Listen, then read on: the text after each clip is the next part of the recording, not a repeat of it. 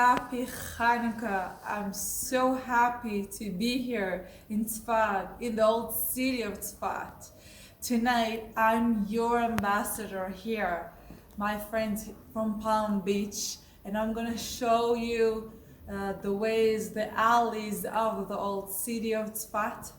I know that in the advertisements of this tour, we've promised you a tour only of me, but I have done a surprise. I did a surprise for you, and also my husband Zvika is gonna join me in our tour, and we're gonna see what is going on in the alleys of Tzfat. We're gonna see the Hanukah in the windows and in the doors of the residents here. Maybe we're gonna see groups. Are there any groups that comes here in COVID time? Maybe you're gonna see other people, or it's just gonna be Zvika and I. Well, it's gonna be interesting, and let's have a look. Join. One of the amazing things that I love about Israel and here in the region, that people are actually very creative with their menorahs, with their Hanukah. And here I see one of the menorahs that is very creativity. We're four lighted, and I want to know who did that and why. Let's knock on her door.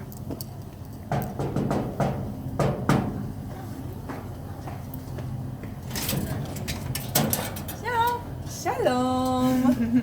Did you make this amazing and creativity menorah? Oh yeah. Today when I woke up in the morning, I saw the light, the candle. Still lighted? Still lighted, yeah. From yesterday? Yeah, from yesterday night. Wow. So tell me, how did you thought of this interesting and creative menorah? In Tzfat, the wind is very strong, and I don't. You didn't want it to blow off the candles? Yes, this is it's big. It's big and. אני לא יודעת איך אומרים את השם. No, it's okay, it's okay. Well, I want to say to you, Happy Hanukah. Yeah, Happy Hanukah. Do you want to say Happy Hanukah to Palm Beach?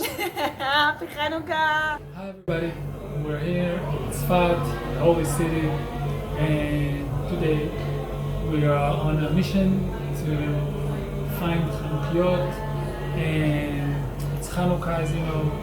And why Hanukiyot? Because Hanukah is one of the famous items of this holiday, and there was a big Hanukah in the Holy Temple, which the big Kohen was lighting this Hanukah daily, once in the morning, once in the evening. And when the Greeks conquered pretty much the entire Middle East, so they stopped the Holy Temple's work. They stopped the Holy Temple's work, and they didn't let the Jews do all their holy rituals that were customary for hundreds and hundreds of years. And when the Maccabees, they stood up and they fought them and they beat them, and they brought back all the Holy Temple's work, which were including the lighting of the Hanukah, the menorah actually. The Hanukah is like an item that is pretty much looks like the menorah, but has one candle extra. So we're going to go on a search to find Hanukah, and let's do it.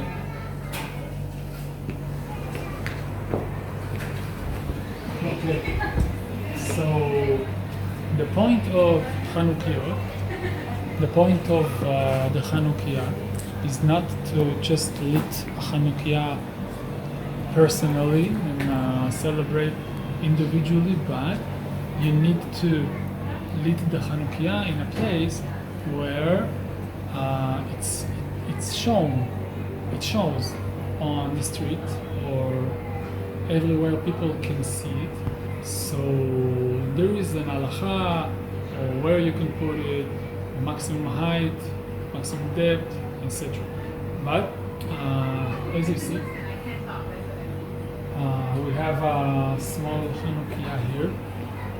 There are many kinds of Hanukah, different sizes, different shapes, colors, but the principle is that every day we light one candle more than the previous day. So, yep, this is how a classical Hanukah looks like. Let's go on and search for some more.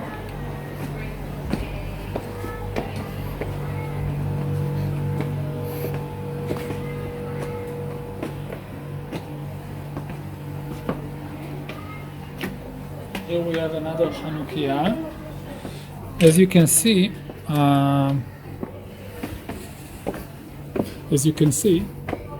we have 4 candles on the right side of the Hanukah. On the far left, we have another candle, which is called shamash, which is not part of the actual number of the candles that must be lit, but it's another candle that has a use in the halacha, so that if someone will use the Hanukah for a purpose, then it will be on account of the light of the shamash and not on account of the light of the other candles, because it's forbidden in Hanukah to use the light of the candles aside of the shamash. Before COVID came to our life, we would look and we would see in these alleys so many groups and so many people here in the Hanukah festival of Tzfat. Luckily for us, we will see few groups, but it's not as crowded as we used to see before COVID. So we can see here some groups. We see much less people in each group, and they're all wearing masks, and they have earphones because they do not want to disturb the residents here in the alleys, and that's very polite of them to do so.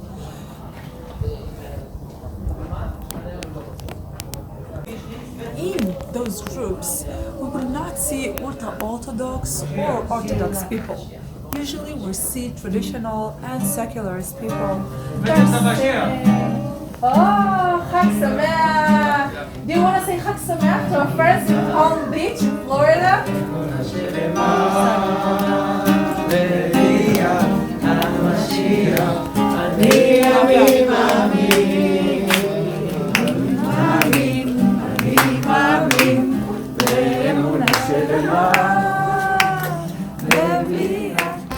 So before you're gonna ask me what's going on in the main quarter of Tzfat, Kikar HaMeginim, let me show you. The main menorah, some groups of young people, some tourists. Not as crowded as it used to be, but some people are eating in restaurants, and it used to be much crowded, but now there are still some people. Everybody, so we're in one of the famous alleys of the holy city of Tzfat, and the holy city of Tzfat represents one of the 4 basic elements in our world, which is we have the fire, we have wind, we have water and earth. Tzfat is accounted for wind, Jerusalem is for fire, Tiberias is for water, and Hebron is for earth. Every representation has its unique reason. So we have here on this wall a piece of art where we see a part of the Holy Temple painted in a reddish style, which is probably the artist wanted to emphasize the fire issue that connects to Jerusalem. And in Jerusalem, why fire? Because in Jerusalem there were being being executed, a lot of sacrifices every day. Another thing is, if we see in this picture, we can see a light coming out of the temple, which is represents an idea where Jerusalem is the spot on the globe where connects directly to the heavenly gate, where all the abundance and powers that God gives people on the entire globe is passed through. So the connection, the nice connection to Hanukah is, in Hanukah we have candles. So candles, the fire in the candles is partly connects to Jerusalem because of the reason we said before, and the other part is that every fire in the world has to have oxygen in order to exist. So the oxygen, which is a part of the wind element we said before, connects to Zefat. So Zefat and Jerusalem together, we can say that it has a unique common connection to the Hanukkah's candles. It says in the Holy Kabbalah books that there were powers that went down from high above to this earth that is special to every holiday, to every big occasion that Bnei Israel had, or the entire humanity had, and the powers of Hanukkah that were being brought down to here in the times of the war between the Maccabees and the Greeks that ruled this area. Are the same powers that comes again and again every year in Hanukah, and people, after they're lighting their Hanukah, after they are lighting the Hanukah, they usually observe closely the fire of the candles of the Hanukah in order to withdraw those powers and use them to Avodat Hashem, which is to be a better servants of God, to withdraw wisdom, to withdraw health, to withdraw all kinds of good things every human being needs. So one of the things that I love about Israel, that we have the opportunity to spread the rumors, to spread the Judaism here. And we can see a menorah in a normal alley here in Tzfat, in the old city of Tzfat. And it's big. I have no idea who lighted this menorah, but it's here, it's in the middle of the street, and it has a lot of presents here. So this is it. We have reached the end of our tour. I want to thank you on behalf of Tzvika and I for joining us in the tour of the old city of Tzfat, and I want to bless you all and happy Hanukkah. But now I have a question for you, and I want to know from here, from the region, I want to hear and to learn about your traditional costumes and your families, and I would like to ask you to tell us some of your stories.